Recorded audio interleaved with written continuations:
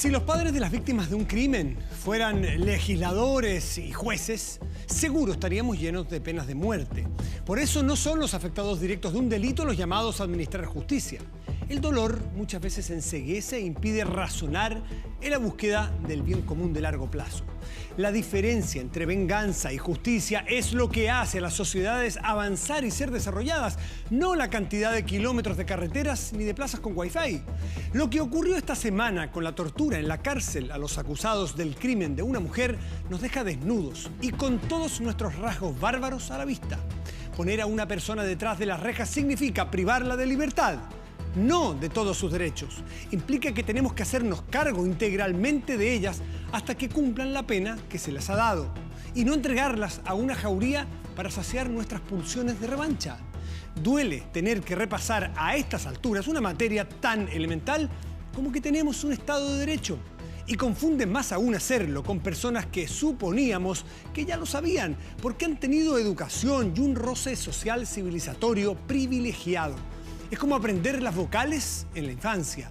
Nuestro contrato social exige que sus integrantes cedan ciertos derechos al colectivo, justamente para evitar ajustes de cuentas personales.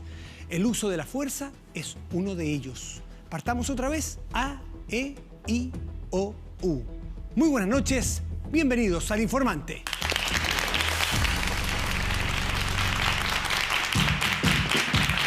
Bueno, de inmediato partimos con nuestro debate de esta noche. Tenemos a, iba a decir los púgiles, nada que ver, porque eso no tiene por qué ver violencia, es solamente debate de ideas. El senador Felipe Arboe. Felipe, gracias por estar aquí. Gracias por la invitación. El diputado Mario Desbordes, presidente de RN, gracias por estar aquí, Mario. Gracias, Matías. Los quiero invitar a ustedes a participar en las redes sociales, ya sea a través del hashtag ElInformanteTVN o bien en este debate de ideas, ver con cuál están, cuál les parece o tienen más afinidad. Yo estoy con Arboe o yo estoy con Desbordes. Así vamos a ver después quién gana esta pelea de ideas y principios muchas veces. Quiero partir por los dos con algo común, que es el tema que nos convocaba en la editorial y que ha sido probablemente tema de la semana. ¿Cómo es que llegamos a lo que ocurrió con estas personas que se les tortura en un centro penitenciario? ¿Cómo llegamos? Felipe Arboe. Llegamos, creo yo, por una deuda histórica en materia de política carcelaria. Chile no tiene una política carcelaria ordenada, digamos. Hoy día no es atractivo probablemente hacer inversiones en las cárceles porque también hay un tema de la ciudadanía reclama cuando también se hacen inversiones en las cárceles y por otra parte también la política creo que ha ido abandonando este tipo de inversiones que son fundamentales en una democracia. Porque más allá que uno no quisiera tener una gran población penal presa, la que está presa tiene que estar en condiciones que permita evitar el contacto criminógeno y los abusos, tortura y violación a los derechos humanos.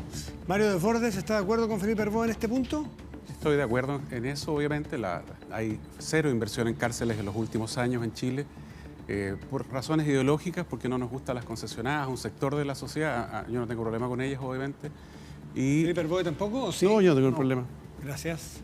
Y por otro lado, porque efectivamente, como dice Felipe, es muy difícil justificar un peso para un reo cuando es necesario tener recursos para otras áreas que son mucho más sensibles o vendibles desde el punto de vista de la comunidad. Lo que pasó dentro de esa cárcel tiene que ver con varios factores. Una, el nivel de hacinamiento que hay en las cárceles. Dos, la falta de funcionarios que hagan la custodia adecuada.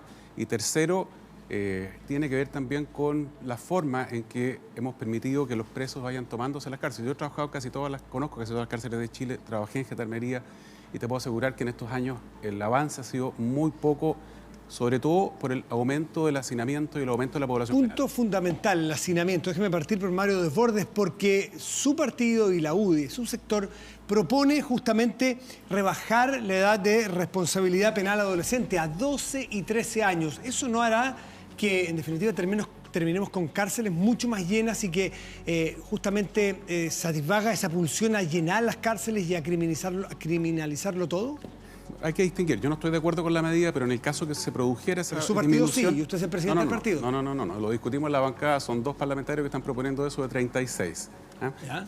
Junto con eso quiero aclarar que en el supuesto de que se diera, que no creo que pase un proyecto de ley de eso, van a centros distintos de las cárceles tradicionales que son de adultos. Hemos cometido un error en los últimos 15 años sobre todo. Se ha producido lo que se denomina en términos simples populismo penal. Todo se sanciona con cárcel. Nosotros estamos cometiendo el error de meter a todo el mundo a la cárcel cuando la cárcel debería estar reservada para las personas más peligrosas, los multireincidentes. La cárcel es de extrema ratio, no puede ser la primera medida. Y sin embargo, en el último tiempo, muchos parlamentarios han estado pensando en el titular del día siguiente antes que en qué sentido tiene la pena. Yo escuchaba en la mañana en el programa acá a un distinguido abogado, cientista político, que hablaba de que la pena es un castigo, que es para castigar, que es la teoría retributiva de Kant del año 1700 y algo. Esa teoría quedó desfasada hace muchísimos años. Entonces, la verdad que si uno quiere combatir en serio el delito, tiene que reservarle la cárcel solo a algunos, y desde ese punto de vista incluso yo creo que mucha de la gente que hoy día está en la cárcel no debería estar. ¿A qué edad debería ser la responsabilidad adolescente? Yo estoy de acuerdo con el sistema actual. Yo creo que lo actual. Sí.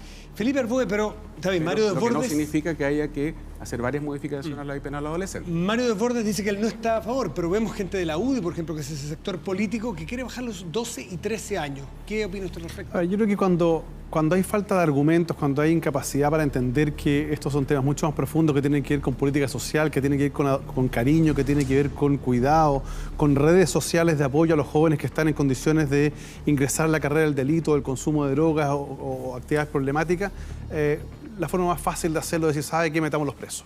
Y claro, probablemente no son sus familiares los que van a caer presos, son los niños más pobres. Entonces aquí hay un tema muy de discriminación también.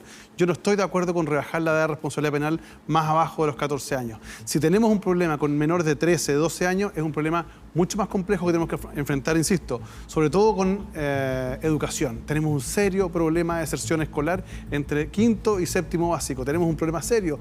Niños muchas veces de hogares donde sufren violaciones, abusos, que al final del día salen a la calle y empiezan a vivir en un mundo de calle mucho más conflictuado. No rebajar la edad, pero sí endurecer las penas a los adolescentes, como sí le leí en una entrevista a Mario Desbordes. A ver, lo que yo creo acá, más que endurecer las penas, lo que tenemos que lograr es tener un sistema de reinserción, en este caso, un sistema de sanción penal, en el caso de los menores, que sea especializado. No puede ocurrir que hoy día un juez en la mañana esté condenando a un adulto y en la tarde a un menor. En los países desarrollados existen jueces especializados, igual que fiscales, igual que defensores.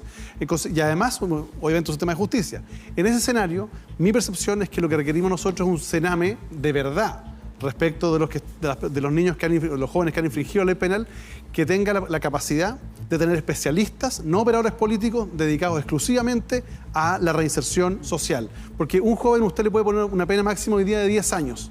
Imagínese usted que se ampliara la posibilidad de una pena de 20 años. Si un joven menor de 18 tiene una pena de 20 años, va a salir a los 38 años a la calle. Y si no tenemos un sistema de reinserción social, esa persona va a ser un delincuente avesado que va a ser mucho peor a los 38. No endurecer las penas a los adolescentes. Lo que yo creo es que más que endurecer las penas a los adolescentes, lo que hay que hacer es sistemas reales de rehabilitación. Y particularmente en aquellos jóvenes que están dentro de lo que se denomina el mundo del consumo de drogas. Porque hay muchos jóvenes, cuando uno ve en el Sename y también en las cárceles de adultos, que ha cometido el delito para proveerse la droga o bien bajo los efectos de la droga. Mario, perdón, sí. El problema entonces no es que el joven sea malo por naturaleza, es que está en un círculo de adicción, el cual hay que tratarlo. Para eso hemos propuesto nosotros los tribunales de tratamiento de droga, con buena experiencia internacional. Mario Desbordes, ¿a qué se refería cuando leí yo en esa entrevista? O así lo leí bien yo, ¿no? ¿Que usted cree que hay que endurecer las penas a los adolescentes? Respecto de los adolescentes hay que hacer primero lo que el presidente Piñera planteó en su programa, separar el Sename en dos. Los jóvenes que están en riesgo social, los que tienen un problema familiar, eso tiene que estar en un área, en una institución. Los que están en conflicto con la justicia van a estar en un sistema completamente distinto y hay que partir por separarlo. En segundo lugar, la ley penal adolescente tiene muchas virtudes, pero creo que hay cosas que hay que mejorar. Le voy a dar un ejemplo con nombre y apellido. El joven de 17 años que acaba de asesinar a un carabinero en La Pintana había sido condenado hacía 3 meses por tráfico de drogas y posesión de armamento de guerra. No era un armamento sencillo, no era un armamento que se le había robado a una persona en la casa, es armamento que ningún particular puede tener. Ese joven, recién condenado por ese hecho, es condenado a 500 días de pena remitida, por un delito gravísimo, que cualquier adulto se pasa 30 años en la cárcel. Después de eso, asesina al cabo Galindo. Y por ese asesinato, por ese segundo delito gravísimo en 6 meses, en el mejor de los casos, va a ser condenado a 10 años. ¿Y usted cree que mejoraría si endureciéramos las penas para un joven como ese? No solo va a ser condenado a 10 años, sino que en el mejor de los casos va a estar 5 años en la cárcel y por lo tanto a los 23 años, a los 22 años va a salir a la calle una persona que estoy seguro, porque uno de los problemas que tiene la reclusión es el contagio criminoso, lo que se denomina escuela del delito. Este joven va a entrar él a contaminar a otros jóvenes. Él no es el que va a ser contaminado. Él no va a ser introducido al mundo del delito porque es un joven de los que necesita un tratamiento muy distinto que la población penal normal. Y a eso es lo que, es lo que yo planteo avanzar, distinguir entre delincuentes multireincidentes, delincuentes con alto compromiso delictual, de delincuentes comunes. Sí, solo un punto. Lo que pasa es que el caso particular que está dando Mario, ahí no hay un problema de aumentar las penas.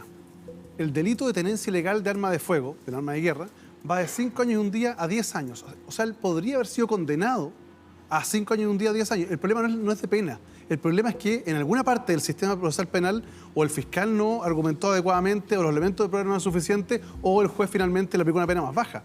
Pero vuelvo a insistir, el problema no es seguir aumentando las penas. Usted puede tener las penas del infierno, pero si realmente el sistema no funciona, no va a condenar Felipe, a nadie. Ese es el problema. Entonces, yo creo que lo que tenemos hoy día es un problema serio de eficacia en materia de persecución penal.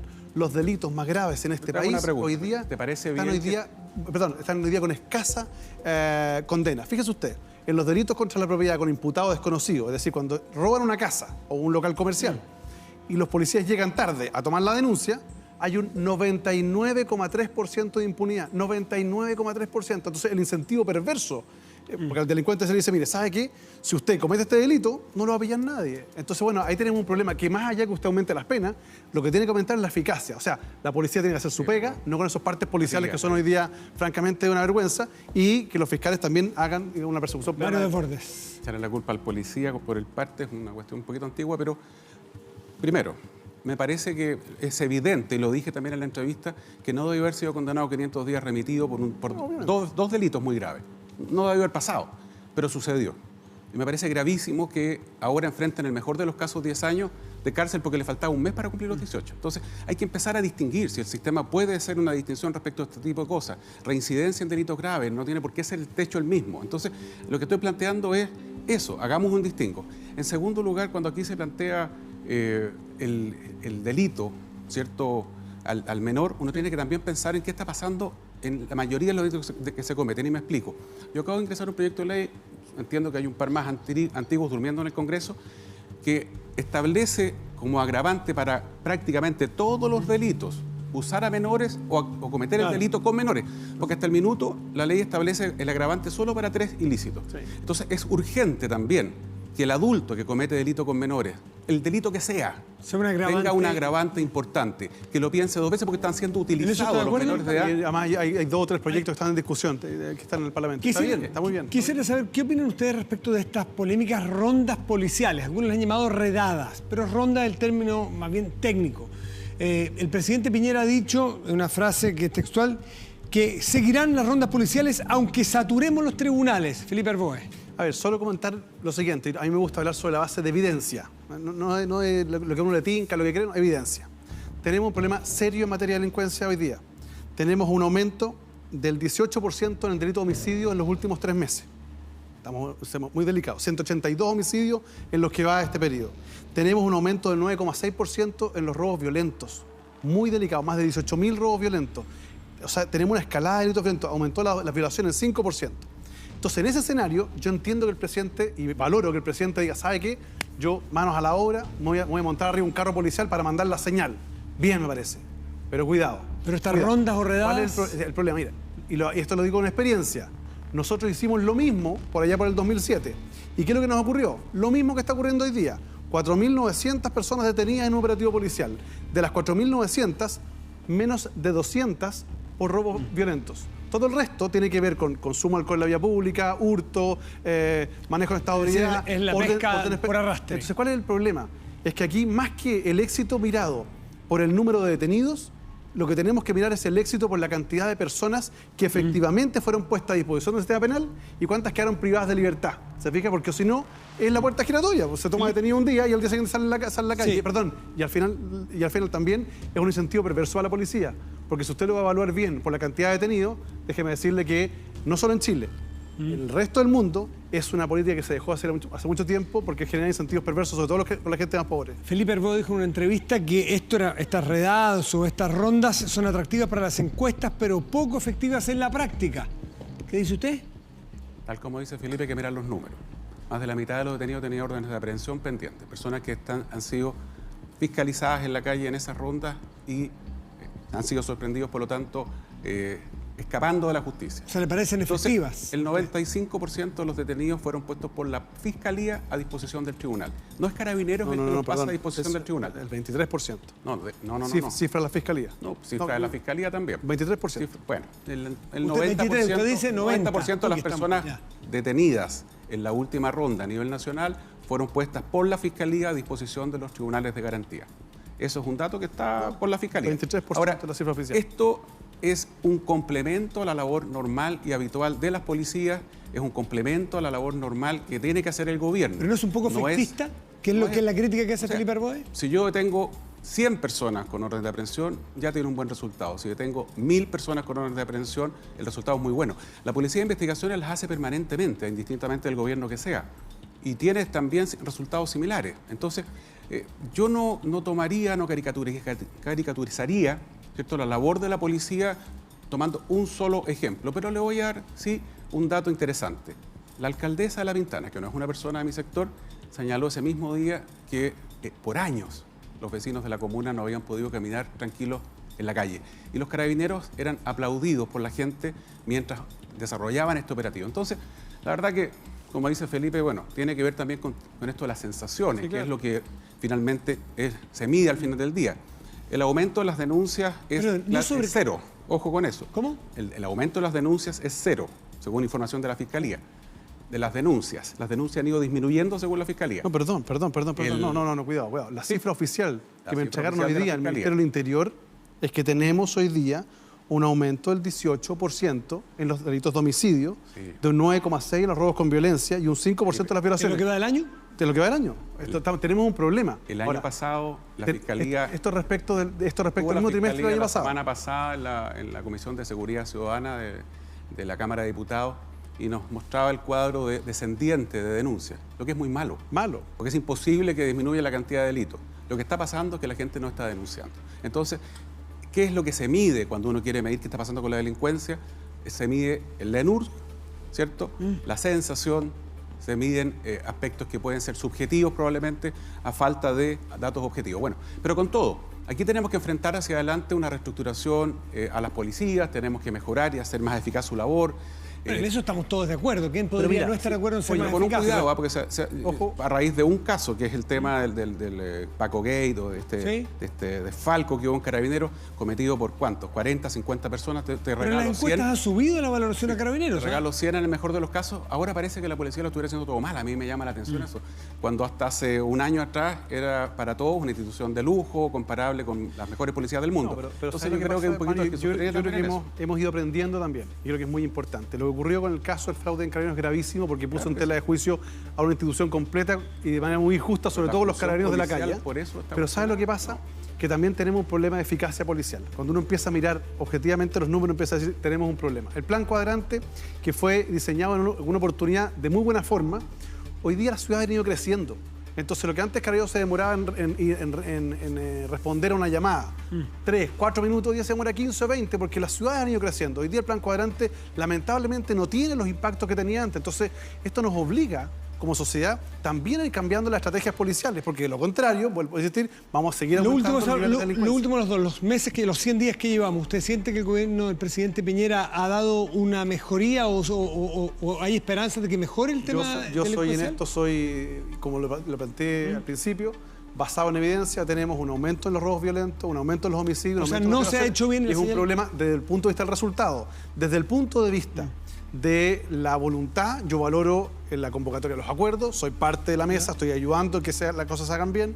Segundo, valoro que el presidente tome este tema como un tema de prioridad política, pero me preocupan los resultados, porque al final del día usted comprenderá que vamos a tener un 80 o 90% de adhesión a los operativos policiales, pero a la vuelta de la esquina, cuando la gente se empieza a dar cuenta que esta es la puerta giratoria, tenemos un problema. ¿Puerta giratoria? ¿Eso es lo que vamos a tener aquí o usted está confiado en que efectivamente va a mejorar? Te decía recién que la única encuesta que permite más o menos ver cómo se mueve el delito es la ENUR. No, la ENUR demuestra que durante el periodo anterior de la presidenta Bachelet los delitos habrían aumentado de manera importante, no estamos hablando marginalmente. En segundo lugar, la presidenta Bachelet, al final de su periodo, recién, le quitó el recurso completo al programa Comuna Segura.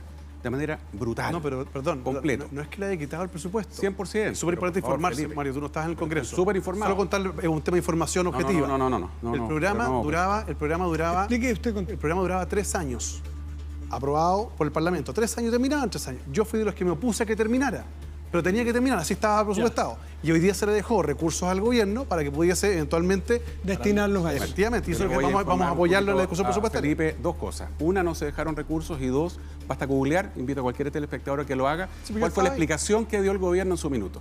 No habló del término del periodo, No, pero Felipe. si era un Se dijo, programa Felipe, piloto. que había sido mal evaluado por DIPRES.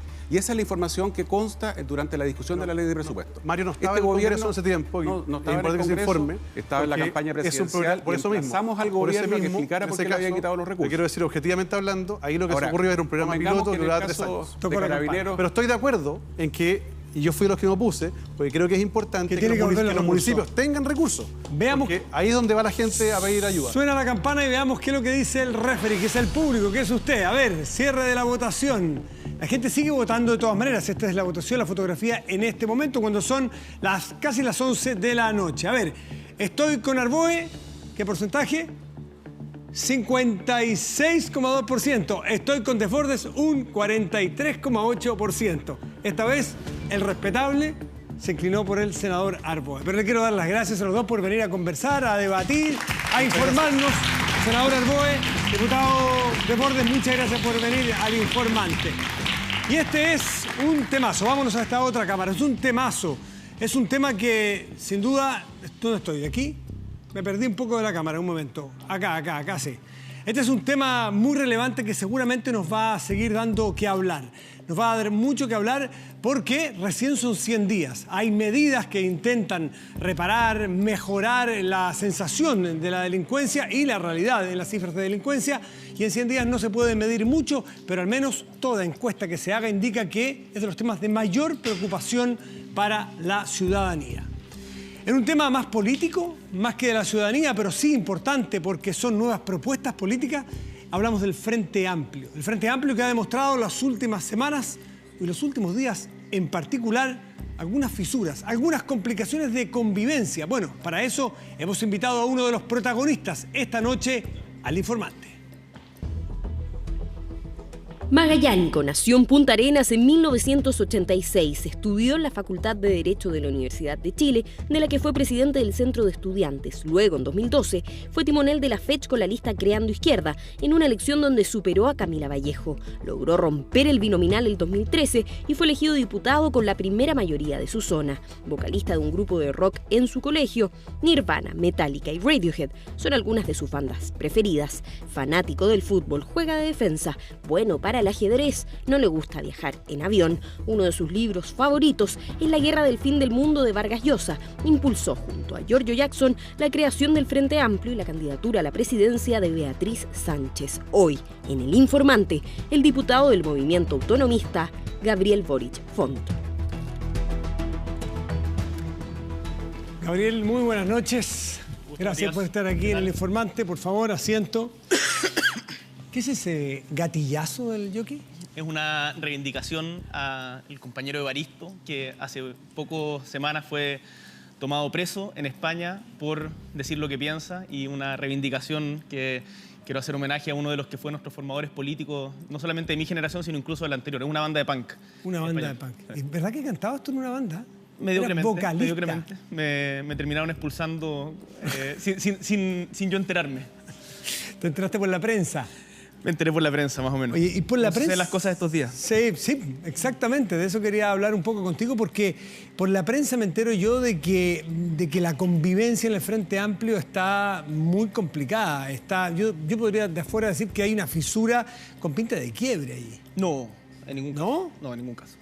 El proyecto del Frente Amplio de partida mucho más importante que diferencias circunstanciales que se hayan dado entre dos organizaciones del mismo, y por lo tanto creo que sería tremendamente arrogante por parte de cualquiera de nosotros pretender de que por estos problemas que hubo, que podemos conversarlo, sí, claro, se está quebrando un proyecto político que es de largo aliento. Ahora, yo creo que este es un momento de aprendizaje para nosotros en torno a cómo resolvemos nuestras diferencias internas.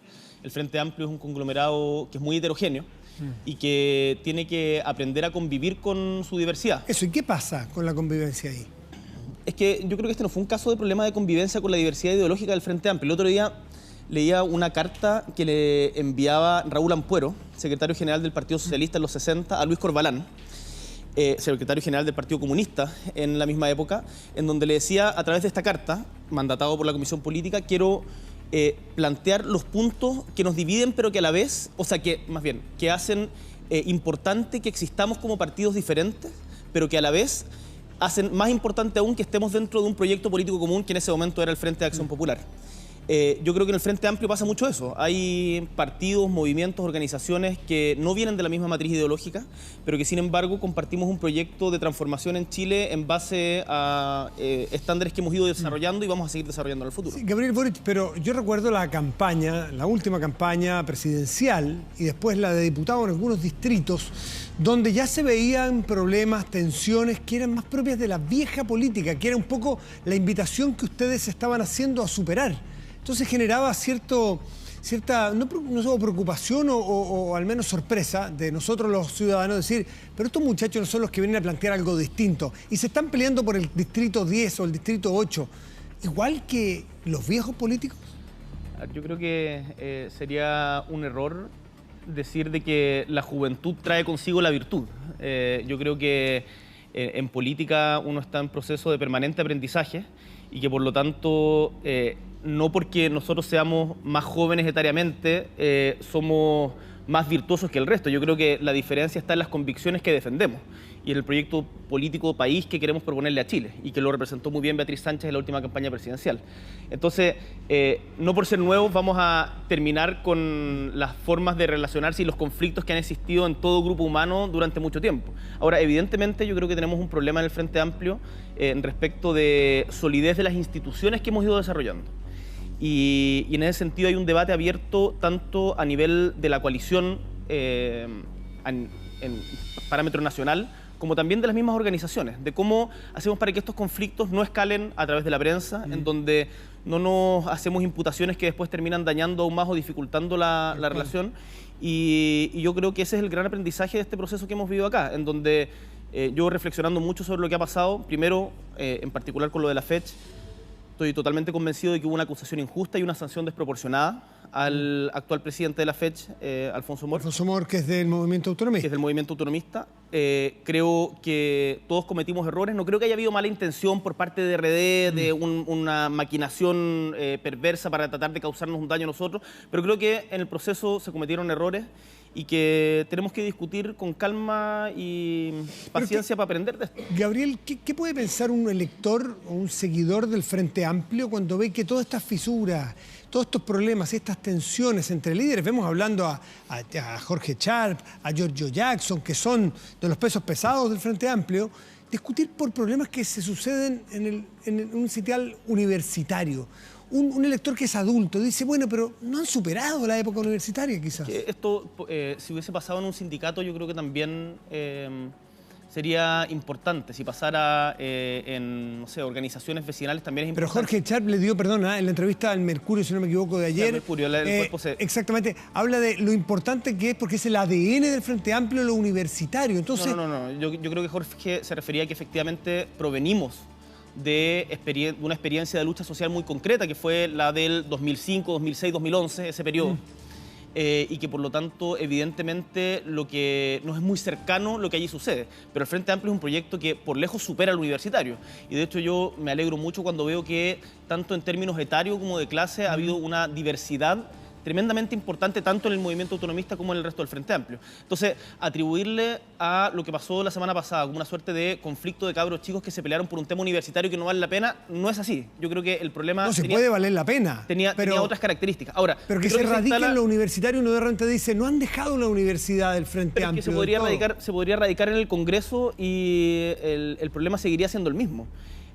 yo creo que el punto y el aprendizaje que saco a partir de esto, y que yo creo que la mayoría estamos digiriendo y sacando, es que uno, tenemos que tener un diálogo mucho más fluido y más institucional entre nuestras direcciones de partido. Esto no se soluciona con caudillazos, se soluciona con nuestras direcciones conversando. Dos, tenemos que ser capaces, Matías, de cuando tenemos un problema, advertirlo, preverlo, y cuando suceda, no dramatizarlo, en el sentido de que no ponga en riesgo, como se ha planteado por algunos analistas, y que yo creo que no es así, pero creo que es importante la advertencia, el proyecto mayor que tenemos de construir un Chile más justo. Y tú me partías preguntándome de si hay algún riesgo de quiebre. Yo digo tajantemente que no.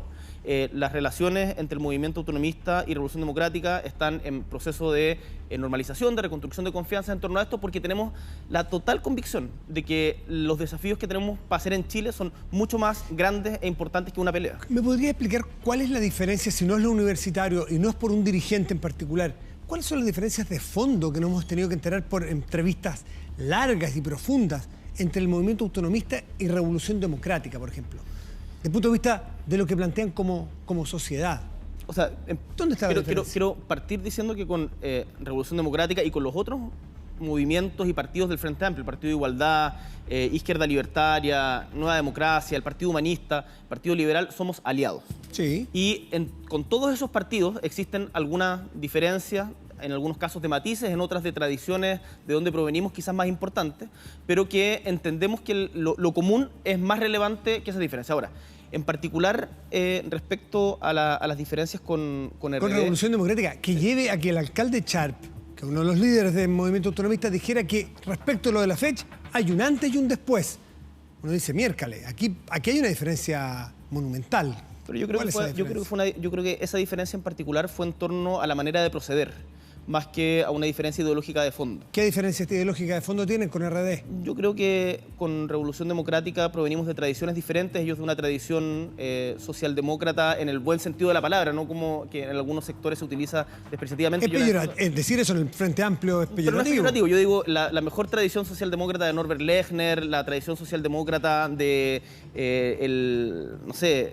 ciertos pensadores de Cardoso, de Lagos, de Blair, yo creo que de Giddens. Yo creo que la tercera vía que terminó dándose la vuelta entera y acostumbrándose a la administración de un modelo neoliberal sin proponer una alternativa posible a ello, terminó siendo funcional a la desigualdad no solamente en Chile, sino que también en el mundo. Eso no significa que las cosas sean blanco y negro y que Lagos sea un demonio y Blair sea el diablo. Yo tengo profundas diferencias políticas con ellos, pero no son morales, son políticas, y por lo tanto hay que identificarlas de esa manera y discutirlas de esa manera. Muy bien, muy bien. A ver, sí, tenemos ahí un problema en el audio. Gabriel Boric, entonces quedó claro. Te están soplando. Sí, no, tenemos siempre con nuestros editores tenemos conversaciones. Pero esto no es, Matías, esto no es una disputa al interior del Frente Amplio de quién es más de izquierda o más de derecha. O sea, acá lo importante, quiero insistir en que tenemos un proyecto común, que vemos que en Chile todavía tenemos un sistema de pensiones que es profundamente injusto. Tenemos un sistema de salud que está absolutamente reventado. No me pudiste, perdón, yo estoy de acuerdo. Eso yo lo veo Frente Amplio. Sí, pero tu diferencia con RD, con Revolución Democrática, sigo sin percibirla. Entonces algunos dirán, es que son caudillismo, es que son personalidades. Está Sharp y Boric por un lado, está Giorgio por otro. ¿Cuáles son sus diferencias? En absoluto. Yo creo que provenimos de tradiciones políticas distintas. El movimiento autonomista es de una lectura que reivindica quizás la historia del Partido Socialista chileno con mayor fuerza, la tradición libertaria latinoamericanista del Partido Socialista chileno. Yo creo que Revolución Democrática proviene de una tradición quizás en algunos sectores un poco más académica, con una reivindicación de lo que fue la primera socialdemocracia, quizás la primera social como de Cieplan, de ese mundo, pero no quiero entrar como en un detalle ahora. ¿Les va a gustar esa descripción que hiciste a la Revolución Democrática de una cosa más socialdemócrata, académica, Cieplan? Pero no dije Cieplan, dije la Flaxo, perdón. Me refería a la Flaxo. ¿Dijiste Cieplan? No, Cieplan nada que ver, me refería a la Flaxo.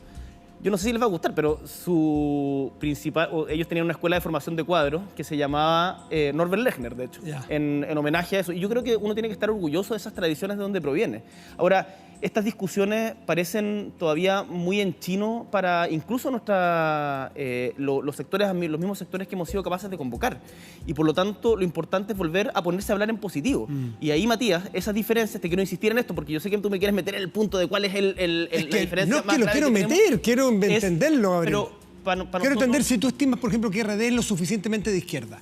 Totalmente, no tengo ninguna duda al respecto. No tengo ninguna duda al respecto y creo que el Partido Liberal, por ejemplo, no es de izquierda y también estamos aliados con ellos porque creemos que es importante. El Partido Humanista no se define en ese clivaje y también estamos aliados con ellos porque hemos, a partir de la convivencia en los movimientos sociales durante mucho tiempo, a partir de las convicciones comunes que forjamos al calor de la campaña presidencial, tenemos la convicción de que en Chile es necesario un cambio de ética política, por cierto, pero también en torno a cómo se han venido llevando las cosas en la administración de un modelo en donde la salud es un negocio, en donde la educación durante mucho tiempo ha sido un tremendo negocio, en donde las pensiones, hoy día la coordinadora No Más FP hacía una campaña respecto a la iniciativa popular de ley para poder insistir en el debate respecto a terminar con las FP y el lucro en esto tan importante que son las pensiones de nuestros adultos mayores.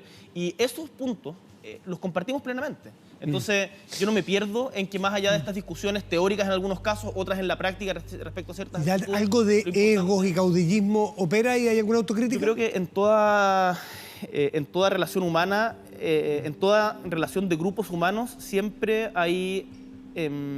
influyen las diferentes personalidades de los liderazgos. Ahora, yo creo que nosotros tenemos que hacer el esfuerzo porque todo liderazgo no se vuelve imprescindible. Yo creo y estoy totalmente convencido de que los liderazgos imprescindibles terminan siendo nocivos al proyecto colectivo y que la política es necesariamente proyecto colectivo.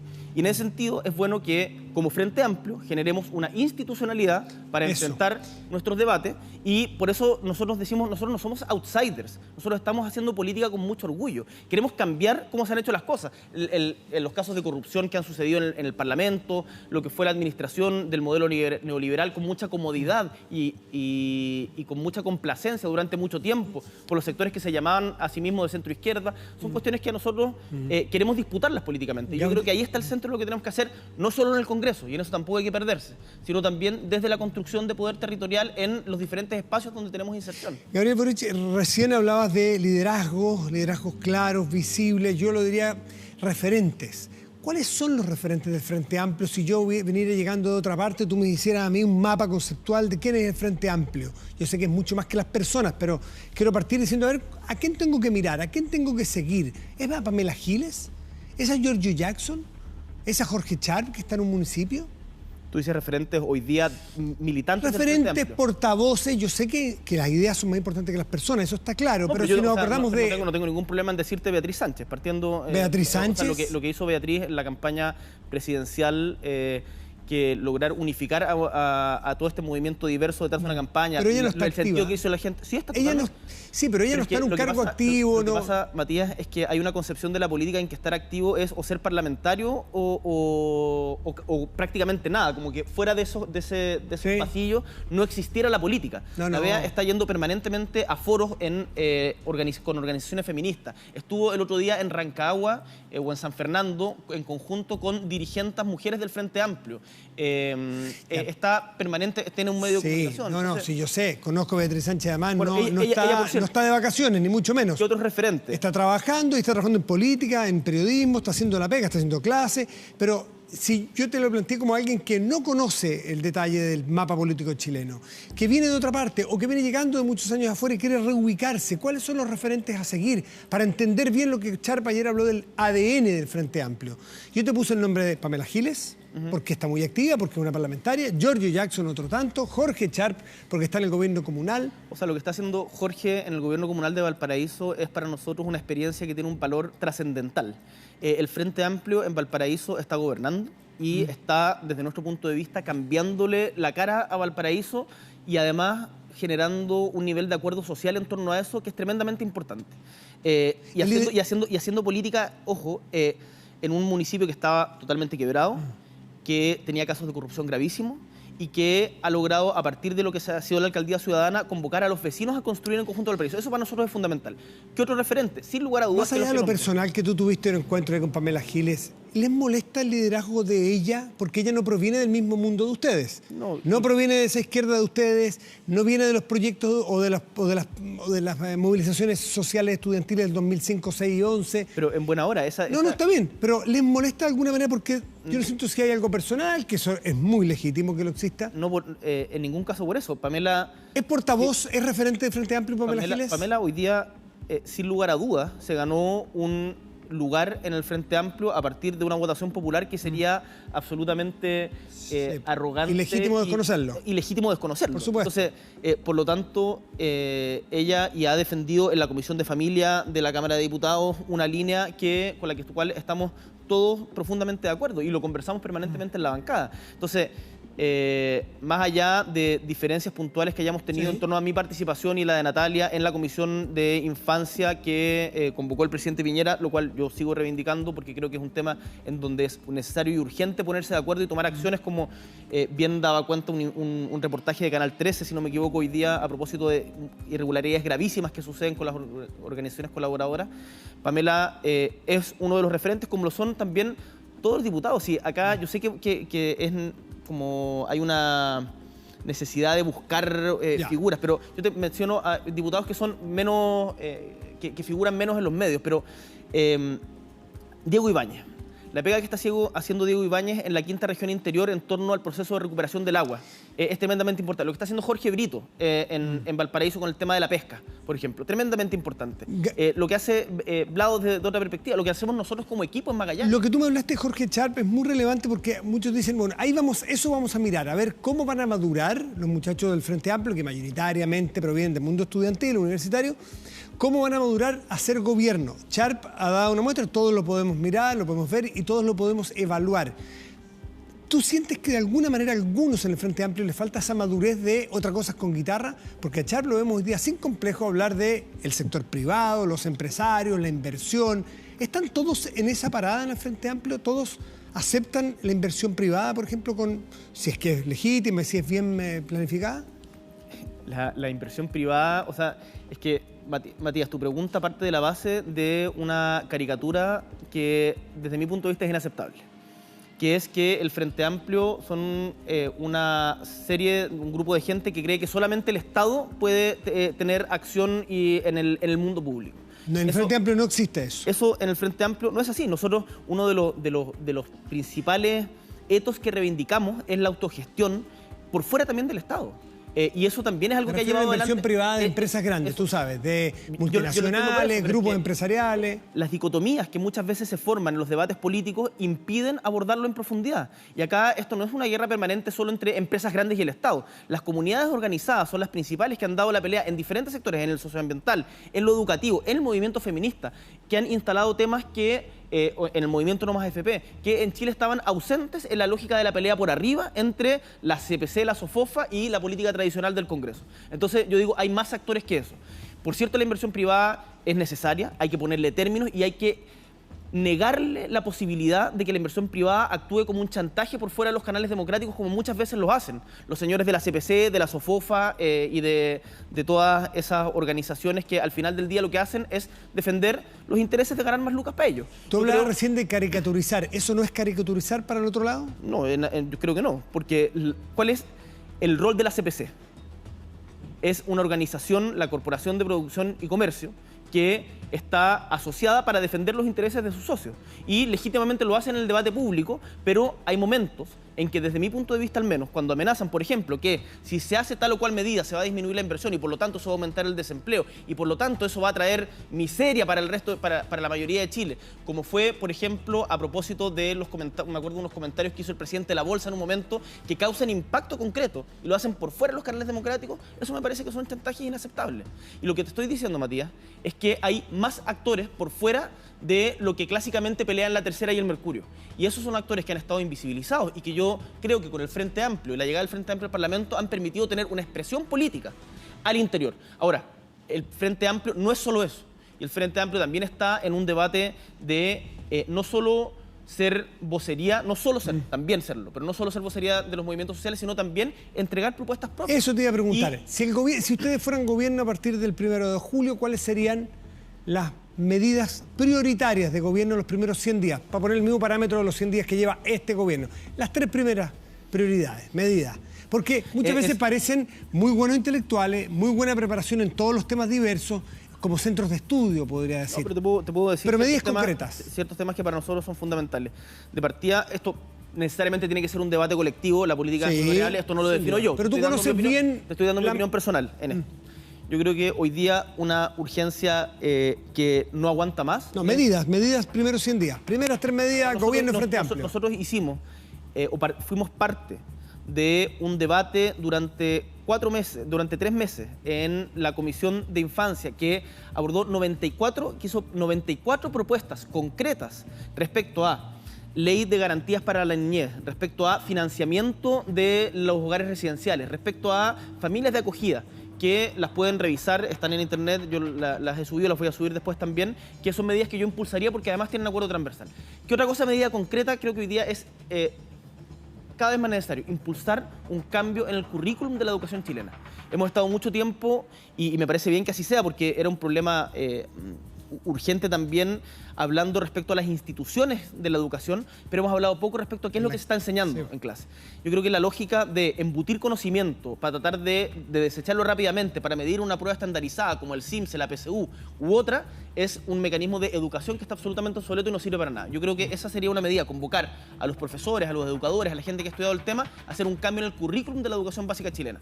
Tercer punto, un cambio en el sistema de pensiones. Hoy día no es sostenible de que la mayoría de nuestros adultos mayores esté ganando por bajo el sueldo mínimo y que paralelo a eso, mientras eso sucede, hay empresas que son las FP que están haciendo un tremendo negocio a partir justamente de eso. Hay diferencias, yo entiendo perfectamente de que las FP no son las únicas causantes ni quizás las principales del problema de las pensiones, es el mercado del trabajo. Por lo tanto, ahí también hay que intervenir, pero el tema de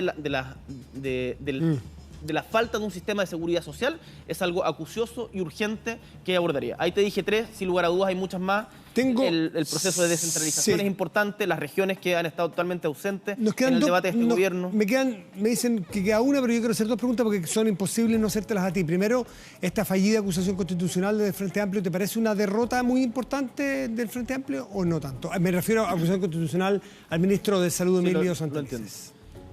A mí me sorprende que los análisis que han habido respecto a la acusación constitucional han estado centrados principalmente en el cálculo político y no en las convicciones que estaban detrás de la acusación constitucional. Nosotros lo hicimos defendiendo el derecho de las mujeres ganado a partir de años de luchas sociales de poder decidir sobre su cuerpo de una manera incluso muy acotada, creemos nosotros, que es el aborto en 3 causales, y que creemos y tenemos la convicción de que este ministro en particular, había actuado ilegalmente al expandir la objeción de conciencia y por lo tanto creímos que era pertinente una acusación constitucional. ¿Y por qué perdieron entonces la posibilidad si tienen mayoría la oposición en las cámaras? Entonces, el primer punto respecto a la acusación constitucional es que ojalá volvamos a hablar de los derechos de las mujeres, más que del cálculo político del voto de la DC o el Partido Radical y si el Frente Amplio son los líderes o no los líderes. ¿No les quisieron dar el triunfo? ¿Hubo mezquindad? ¿No les quisieron dar el triunfo? Segundo lugar, respecto a eso, yo creo que como Frente Amplio también fue un proceso de aprendizaje muy importante y cual tenemos que revisar en profundidad respecto de cómo nos relacionamos con los otros partidos. Porque acá evidentemente no basta solamente con empujar desde la convicción, sino que también hay que tener un diálogo más fluido con otros actores de la oposición. Ahora, la oposición no es una misma cosa. Eso está claro. Y eso es un debate que se va a tener que dar. Es muy pronto para hablar de un reordenamiento de la política de alianza. Pero, sin lugar a dudas, hay aprendizajes que sacar de esto. Me queda la última, que es insoslayable hacértela a ti. La normalización, casi 60 días de paralización de tu escuela, la Facultad de Derecho de la Universidad de Chile. Algunos dicen que esto ya se normalizó, que no tiene para cuándo, que ni siquiera están discutiendo. ¿A ti te parece que daña a la Facultad de Derecho y a la Universidad de Chile? Tú fuiste protagonista de varias tomas, hay libros al respecto. Voy a sacar la capucha. Hay libros al respecto. Libros. Hay libros, el de Freddy sobre eso, yo creo que nosotros y los movimientos sociales en general siempre tenemos que estar ponderando respecto del costo alternativo de nuestras acciones. Y las formas de movilización no deben fetichizarse. O sea, la toma jamás puede ser un fin en sí mismo. ¿Y eso pasó aquí? No lo sé, no estoy metido en la Facultad de Derecho. No estoy metido en la Facultad de Derecho en específico, no conozco el detalle de las negociaciones que han llevado a cabo los estudiantes con las profesoras. No he hablado con la gente vinculada al tema. ¿No tienes juicio respecto a si se normalizó y si está haciendo daño? Tengo un juicio importante respecto a que no podemos fetichizar las formas de movilización. Y cuando las formas de movilización dejan de ser funcionales al objetivo que están persiguiendo y terminan jugándote en contra, es algo que los movimientos sociales sin lugar a dudas tienen que revisar. El caso específico de la Facultad de Derecho me parece que fue la facultad en conjunto con la Austral de las impulsoras de un debate a nivel nacional que era urgente y estaba estallando por todos lados y no lo estábamos viendo, en particular los hombres. Y por lo tanto, ahí eso es algo que se debe reconocer desde Magallanes, que también tiene una movilización en la Universidad de Magallanes en este momento, hasta, bueno, en todo el debate público. Sin duda. No, sin duda. Y por lo tanto, cuando el debate se centra o se adquiere demasiado protagonismo la forma de movilización y no el fondo, hay un problema evidentemente. Gabriel Boric, diputado del Frente Amplio, del Movimiento Autonomista, muchísimas gracias por estar aquí en El Informante. Muchas gracias, Matías, por la invitación. Que te vaya muy bien. Y nosotros nos vamos a separar un momento, seguimos con El Informante, tenemos a los semaneras en esta oportunidad, debatiendo de los otros temas de la agenda noticiosa. Espérennos un minuto y ya volvemos.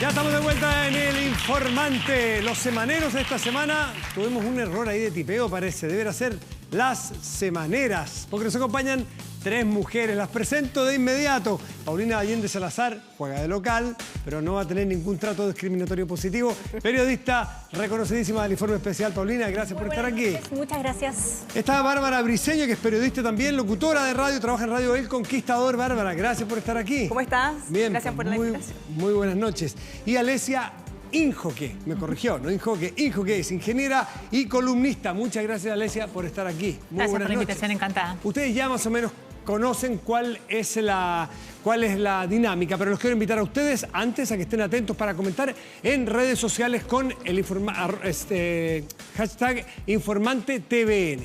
Estos son los temas, estas son las cartas que están sobre la mesa y ustedes rápidamente pueden elegir el primero a conversar, debatir y a analizar. A ver, ¿están de acuerdo? Paulina, ¿por cuál partirías tú? Yo me voy por los notarios. Los notarios, sí, Bárbara. Notarios también. ¿Notarios? Sí, notarios. ¡Qué mujeres más! Espero que no estén tan de acuerdo cuando se habla de los notarios. ¿A ustedes les parece que hablar de una casta de los notarios es lo que se ajusta a la realidad? ¿Bárbara? Yo creo que sí, miramos los antecedentes, cómo se han ido desarrollando, cómo llegan a esos cargos, de todas maneras que sí. También si miramos cómo ha sido la evolución, todas las veces que se ha tratado de abordar y de hacer cambios, han sido más de 30 en los últimos años y no se ha logrado. Entonces yo creo que sí podríamos hablar. E incluso el exministro de Justicia, Jaime Campos, hace poquito los trató de fuerzas del mal. O sea, hasta le pone ahí el adjetivo calificativo. ¿Y ustedes están de acuerdo, Alesia, que son la fuerza del mal? Yo también. No sé si ella era fuerza del mal, pero lo cierto es que tienes un lobby poderosísimo. Porque date cuenta que este es un escenario en el que tanto la izquierda como la derecha deberían estar en desacuerdo, porque por un lado tienes que son un grupo que sería privilegiado, un grupo que tiene enormes facilidades para ganar mucho dinero, y por otro lado tienes que es un mercado cautivo, que es completamente inelástico, porque estás obligado a ir al notario, y que, bueno, no puede entrar más gente a competir en ese mercado de ninguna forma. O sea, pueden, pero no es muy claro cómo. Claro, pero siempre está limitado a que alguien decida abrir un cupo, no hay realmente una disponibilidad abierta de que todas las personas que puedan cumplir con esa labor entren a trabajar en ese espacio. Paulina, ¿tú qué opinas al respecto? No, yo no puedo dejar de opinar como las señoritas, pero yo creo que me equivoqué de profesión. ¿Por qué? Yo creo que hay que ser notario. Hay que ser abogado. O sea, entre 14 y 24 millones de pesos mensuales hasta los 75 años de edad. ¿De qué me estamos hablando? O sea, yo creo que aquí... A ver, yo creo que tiene algo de indignante esto. ¿Por qué? Porque me parece que la meritocracia en esto no existe. Yo estaba revisando hoy día en la tarde información y veía información del Mercurio y de Biobío, donde señalaban que de los 330, más o menos notarios que hay en Chile, entre 100 y 135 tienen conexiones con el poder. Es decir, no están ahí solo porque son buenos abogados, ni porque tienen las condiciones, sino porque están puestos o por un político o por una autoridad, o le hicieron el favor a alguien, o son parientes de algún ministro de corte. La verdad que a mí me parece que no corresponde. Además son 300 en una población de 17 millones. En España, por ejemplo, que busqué la rápida, recién son 3.000 aproximadamente en una población de 50 millones aproximadamente. Es decir, la proporción también aquí son muy poquitos. ¿Ustedes rebajarían el naipe completo y renombrarlos a todos de nuevo con un nuevo proceso o ir sumando poco a poco? Mira, yo creo que es súper interesante el estudio que hizo la Fiscalía Nacional Económica, porque ellos detectan varias falencias, ¿ya? Y entre las cosas que hay que abordar, la primera, que podríamos abordarla ahora casi sin hacer reforma, tiene que ver con cuántos trámites hay que hacer en las notarías, ¿ya? Claramente incorporando tecnología o incluso algunos cambios, o podríamos eliminar incluso una notaria. Hoy día en un medio decía que hasta la mitad de los trámites que se hacen en notarías podrían ser retirados de ahí, ¿ya? Eso para partir, ¿ya? Y respecto a lo otro, por ejemplo, llama la atención también que cuando tú miras, cerca del 83% de la gente que ellos detectaron no ve físicamente al notario. Se supone que tú firmas ante mí, pero no, eso no resulta así. Cuando tú miras los precios, cerca del 30% de los trámites que se realizan en las notarías cobran más que... Hay un arancel tope, ya no es que sea fijado, hay un precio máximo. Y fíjate que hay algunos casos que un documento que iría a costar cerca de 500 pesos llega a costar entre 2.500 y 3.000. Ahora, llama la atención. Y no hay fiscalización. Llevamos 30 proyectos de ley. Han pasado muchos años, todo el mundo está de acuerdo, pero aquí los cambios no se hacen. Entonces, es interesante estar tan de acuerdo y presionar de alguna manera a las audiencias y al Poder Legislativo para que los cambios se hagan ya. Yo creo que en esta oportunidad va a ser distinto, porque el tema ya es conocido por la opinión pública. Yo creo que el consenso es mucho mayor. Y es un tema que nos llega porque ¿quién no ha tenido que ir a una notaría a hacer un trámite? Alesia, tú como ingeniero, que me tinca que tienes alguna solución a la vista. Sí, me encantaría poner una solución rápida, pero bueno, yo creo que hay muchas cosas que se pueden automatizar. Realmente hoy día ha avanzado tanto la tecnología que hace extraño tener que ir a un notario para sacar una copia de tu documento de identidad para poder verificar que eres tú en diferentes espacios, muchos de ellos del Estado, cuando el Estado debería tener acceso a esa información en cualquier espacio. Además está el tiempo que demora cada cosa. Me acuerdo, la Fiscalía Nacional de Economía creo que decía que era 1 hora y 13 por persona cada vez que hacen un trámite, por más pequeño que sea el notario. ¿Quién te regresa ese tiempo? Y también la Fiscalía Nacional Económica decía que los precios deberían bajar 20 veces si hubiera realmente competencia. Claro, entonces, son muy poquitos los notarios. Los quiero invitar. ¿Tú quieres decir algo, Paulina? No, que está la responsabilidad también de las Cortes, porque se supone que ellos son los que tienen que fiscalizar. Y no se han respetado los precios y aquí nadie que esté en su hoja de vida catalogado de mala manera. Entonces, en el fondo, no hay fiscalización y no hay meritocracia. Entonces, claramente el sistema así no puede funcionar de una manera eficiente para nosotros los consumidores. Veo que están de acuerdo en que es una casta. Eso es lo que yo siento de ustedes tres. No, y estamos de acuerdo en que hay que hacer reformas profundas. Sí, eso creo que estamos todos de acuerdo. Incluso hasta los notarios probablemente que hacen bien su pega estarían de acuerdo con que así fuere. Los quiero invitar a elegir un nuevo tema del panel que tenemos aquí en pantalla. Es la última brutalidad de Trump. Disculpen que le ponga ese término, pero creo que no estoy tan lejos. Las torturas en las cárceles de Chile y lo que ocurrió con este fallo de la manada en España, que han salido en libertad pese a tener una condena ya en su contra. ¿Cuál eligen? Alesia, parto por ti esta vez. Yo voy por las torturas. ¿Perdón? Torturas. Torturas en cárceles, Bárbara. Sí, qué lástima tener que elegir porque son todo interesantes, pero me parece que podríamos hablar de torturas en las cárceles. Paulina, lo siento. Mi voto da lo mismo ya. Da lo mismo su voto, Paulina, lo siento. Bueno, ¿por qué elegiste las torturas en las cárceles, Alesia, ante los otros temas que hay? Yo creo que es un tema en el que, bueno, esta oportunidad voy a tener que tomar la posición que creo es impopular, pero hay que hacerlo. Yo creo que lo que le ocurre a mucha gente es que, indignados con lo que le pasó a Margarita Ascoy, ven esta tortura y consideran que es algo positivo, porque estaría recibiendo a esa persona un castigo muy merecido. Pero tenemos que distanciarnos de eso, porque finalmente como sociedad lo que hacemos y lo que tenemos que hacer es dejarle el poder al Estado para que haga justicia según las leyes y las normas que tiene el Estado. Y cuando hacemos que se ejerza justicia, que realmente no es justicia sino venganza de esta forma, lo que estamos haciendo es repetir lo que hicieron estos delincuentes, lo que hicieron estos asesinos con Margarita. Ellos la atacaron y la deshumanizaron mientras lo hacían. La golpearon hasta matarla. Y estamos en este momento deshumanizando a estos delincuentes, que es más fácil hacerlo porque realmente generaron cosas que nos hacen que los repudiemos. Pero lo estamos deshumanizando y repitiendo el mismo ciclo.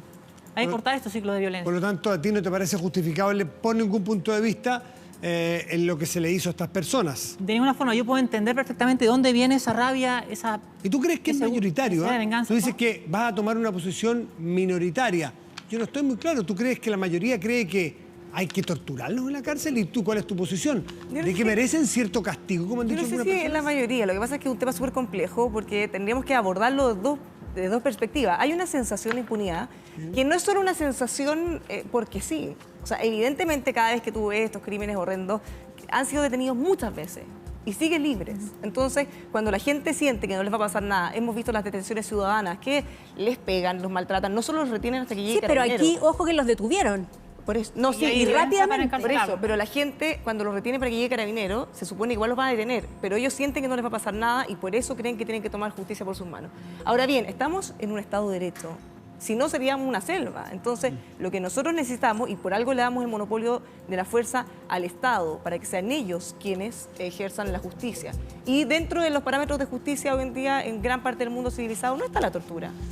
Sí, Paulina. yo entiendo, había unos señores ahí porque hay público aquí. Sí, sí, en sí, Santo claro. El público Bueno. que hacían así como este gesto de, como que no, como que habría que darles con la misma rabia o con la misma equivocación y con la misma maldad que ellos actuaron. Pero a mí me pasa algo, me junto con el tema de Estados Unidos y pienso en toda esa gente que tiene que dejar sus países por la violencia, porque el Estado ya no logra contener la violencia y tienen que abandonar sus países porque ahí a la gente la matan si no están de acuerdo, porque el Estado no puede ejercer su poder. En Centroamérica pasa mucho de Pasa eso, las mucho eso. maras y En todo eso. México, Sí, claro. yo he estado en la frontera de México con Estados Unidos, donde la gente la matan, desaparece, es la ley del No más pueden fuerte. salir de su casa. Y si no queremos llegar hasta ahí, yo creo que hay que actuar con mayor cordura. Y es ahí donde digo, los sentimientos, la rabia, la indignación son absolutamente legítimas, pero el Estado tiene que ser fuerte, tiene que ser claro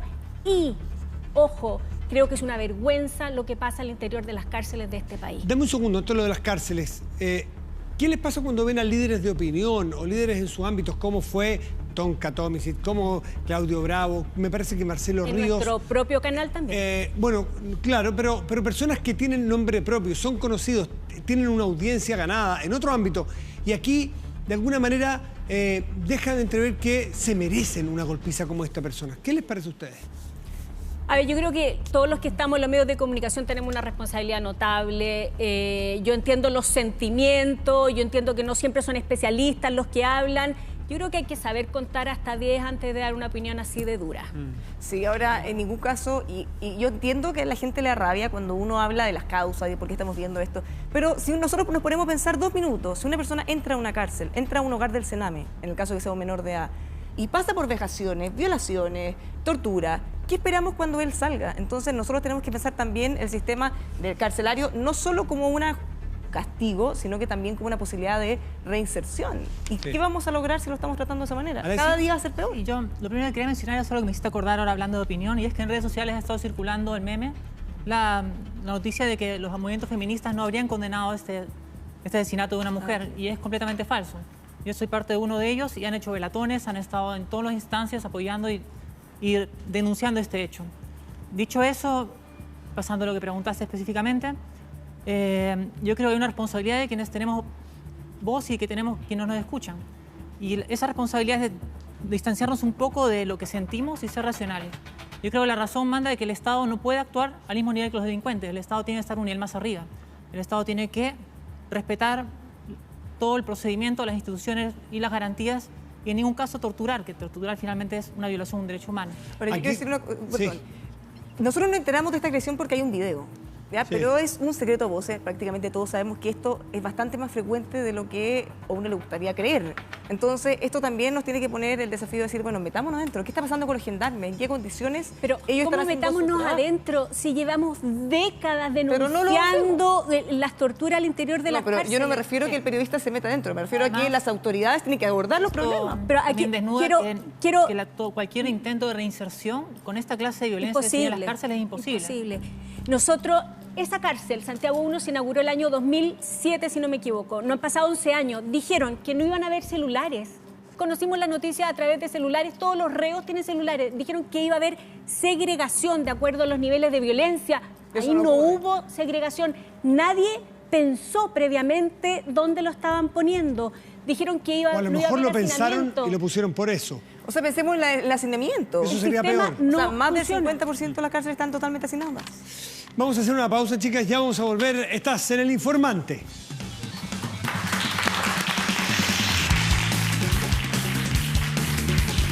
¿Tú crees que no pensamos?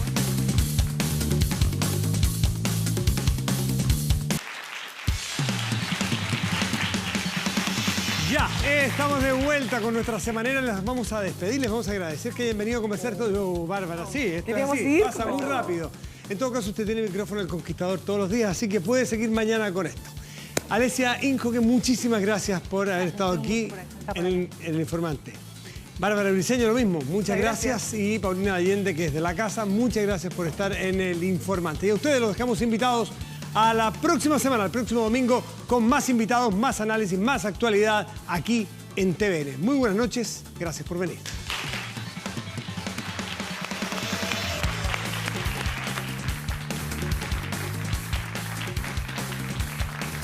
Diputado, buenas noches. ¿Es posible rebajar la dieta parlamentaria o hay muchos que no están disponibles a ganar menos? Lo que hemos visto en estos últimos 4 años es que de un proyecto que primero fue socialmente muy aceptado, pero en el Parlamento transversalmente rechazado, hemos ido mejorando las condiciones de posibilidad para que este vea la luz. Y lo hemos hecho porque lo hemos logrado, porque el proyecto que presentamos de rebajar la dieta parlamentaria tiene argumentos de fondo, porque socialmente es inaceptable la dieta que hoy día tienen los parlamentarios y porque creo que parte importante de la que hoy día es oposición se ha dado cuenta de estos argumentos. Y creo que la derecha está permanentemente buscando excusas para no debatirlo. Pero en el último tiempo hemos tenido un cambio respecto a esto y no me cabe ninguna duda de que el proyecto va a seguir avanzando y espero que el gobierno se haga cargo de las palabras del propio presidente y le ponga urgencia para que podamos debatirlo en el Congreso y el sueldo de los parlamentarios deje de ser el absurdo que es hoy día en relación a la realidad nacional y también a la realidad comparada a otros países. Muchas gracias. Vale, un gusto.